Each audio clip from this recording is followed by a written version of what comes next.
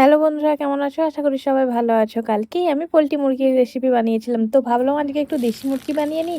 তো প্রথমেই মাংসটাকে ম্যারিনেট করে রেখেছিলাম। তারপর রসুন, আদা, পেঁয়াজ ভেজে নিয়েছিলাম। ভেজে নেওয়ার পর মিক্সিতে দিয়ে ভালো করে মিক্স করে নিয়েছিলাম। মিক্স করার পরে কড়া তাতিয়ে তার মধ্যে তেল, তেজপাতা, গোটা মশলা দিয়ে আর যে পেস্টটা বানিয়ে রেখেছিলাম সেটাও দিয়ে নাড়াচাড়া করে একটু হলুদের গুঁড়ো, লঙ্কার গুঁড়ো দিয়ে মশলাটাকে সুন্দর করে কষিয়ে নিচ্ছিলাম। একটু নুন দিয়ে টমেটোর পিউরিও দিয়ে দিয়েছিলাম। দিয়ে নাড়াচাড়া করতে করতে ওপর থেকে জল দিয়ে দিয়েছিলাম। জল দিয়ে মশলাটা কষানো যখন হয়ে গেল, দেশি মুরগিগুলো ওপর থেকে দিয়ে দিয়েছিলাম। দিয়ে নাড়াচাড়া করতে করতে মশলাটা সুন্দরভাবে কষেও গিয়েছিল, মাংসটাও কষা কষা হয়ে গিয়েছিল।